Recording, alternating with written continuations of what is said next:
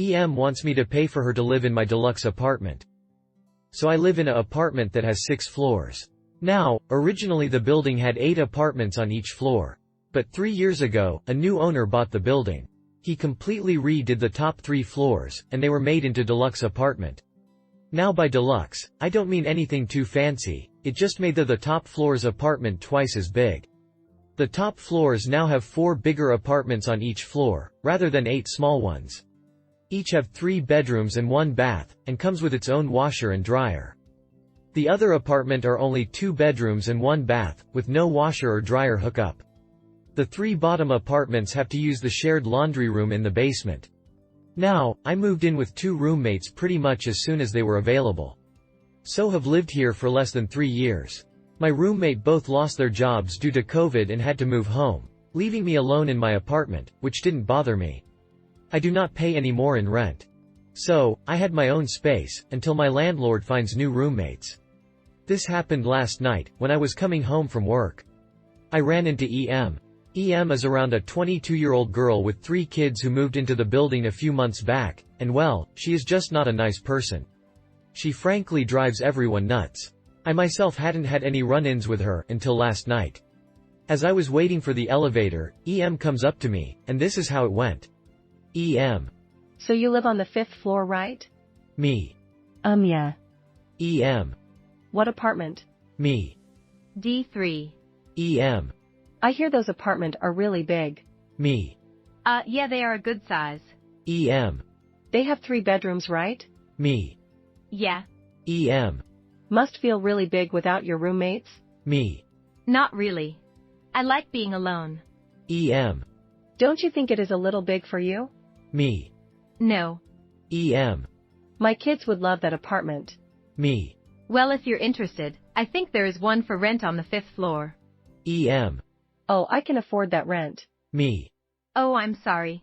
EM. Maybe you could switch with us? Me. Huh? EM. You could be a nice person and offer to switch apartments. You don't need that much space. Me. You just said you couldn't afford to pay for a deluxe apartment.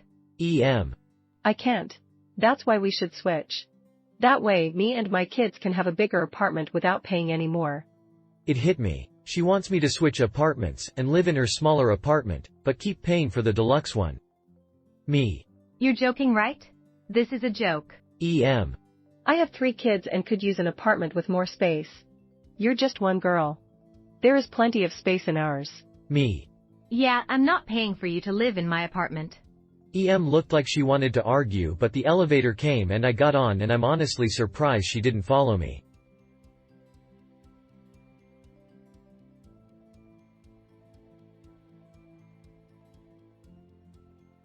EM wants a complete stranger to watch her kids for her in public. Obligatory. This happened about a year ago. At the time, I worked morning shifts for a particularly popular paint store. On my way to work in the morning, I would stop and grab some coffee and maybe a breakfast burrito from a local gas station. Important to note, is the fact that my uniform consisted of khaki pants and a bright blue polo shirt with my name and company embroidered on it, and employees at the gas station I go to wear khaki pants and shorts with a bright red polo shirt with a separate name tag attached. This is how one of those mornings went. Me. Standing in front of the dispensers choosing my coffee and filling up my cup. EM. Excuse me. Me. Confused after realizing she was referring to me. Yes? EM. I need to use the bathroom, can you watch my kids? She had 2 kids, female, maybe 4, and male, maybe 6, standing off to the side. Me. No. I really can't. I have to go to work, sorry. EM. No. You work here. You need to watch my kids. Me. Showing her the very obvious company name on my polo shirt that wasn't the gas station we were standing in. I don't work here. I have to leave now. EM. She was trying to yell at this point, not screaming, but well above standard conversation volume.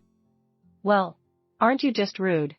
I need someone to watch them, so I can use the bathroom. You could just be a good person and do it. Me. Just leave, because I don't deal with crazy. As I was walking away, I overheard and saw over my shoulder. Look, you two, there's a police officer over there. Go talk to him. and sent them over to the officer, who was just trying to get a fountain drink. She then went back into the bathroom area, leaving the unsuspecting officer to babysit.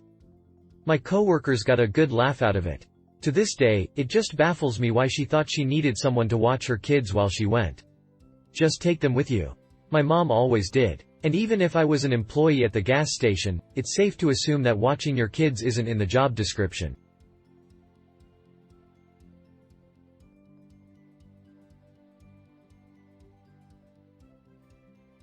EM told her son to take my phone without my permission. The phone fell before he could even play with it, yet she won't pay for the damage. Disclaimer. Not a native English speaker. Sorry if this story is hard to understand. Also, EM is entitled mother.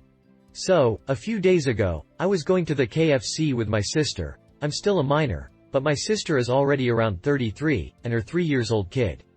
We were loving the food, eating and entertaining her kid, until we finished the food, and decided to wash our hands. This is my fault indeed, but I forgot to take my phone with me when we went to the bathroom. Her kid wanted to pee, so we ended up being on the toilet for too long than usual. When we went back, I was met by the sight of my phone not being in the same place that I initially placed it, and the tempered glass is broken. It wasn't broken before. I was confused, so I asked the person sitting beside me about what happened.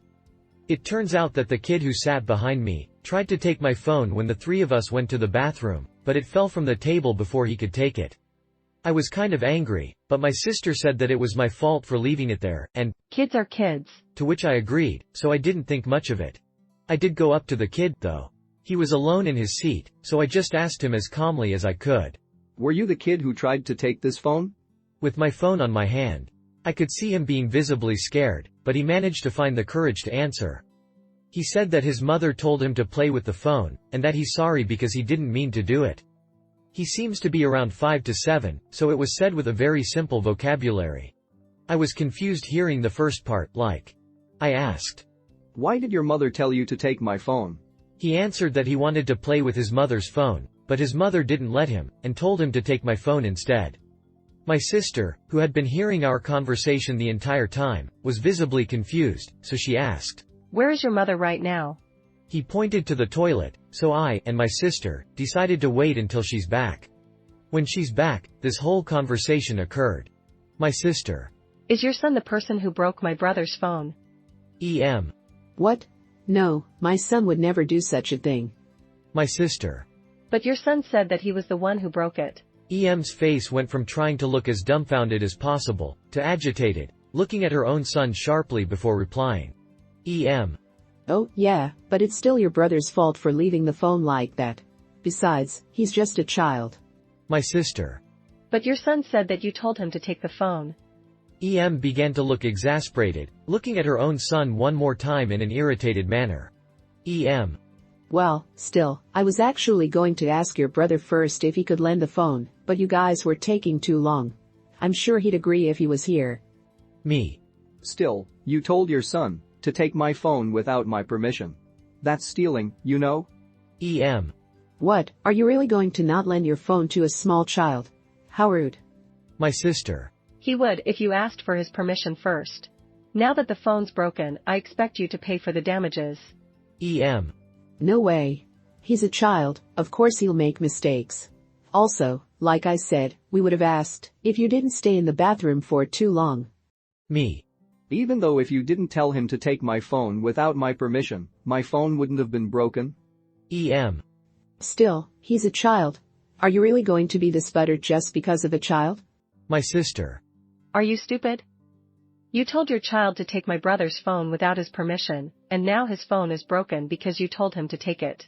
We would have let it go if your child was acting on his own, but you enabled his behavior, so of course, you need to be held accountable. EM. Like I said, it's your brother's fault for leaving his phone in the open.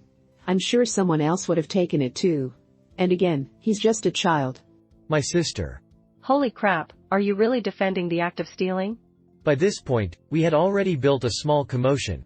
The KFC was kind of vacant, and an employee was behind us as well, trying to stop the arguing, although it didn't help much.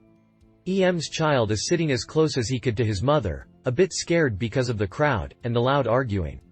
My sister's kid, on the other hand, was eating the KFC sundae besides my sister, a bit afraid but still calm nonetheless. This is when things get interesting, though. I didn't really see it, and even if I did, I wouldn't know how to describe it either. But my sister's kid tripped on something and the sundae on his hand fell on EM and her kid's food. EM, of course, went mad and screamed. What the F? I was told to take my sister's kid back to my seat, but I just picked him up, as the employee tried to intervene. Maybe he wanted to clean the table, or offer to replace the meal, I don't know, but failed because of how intense the arguing was.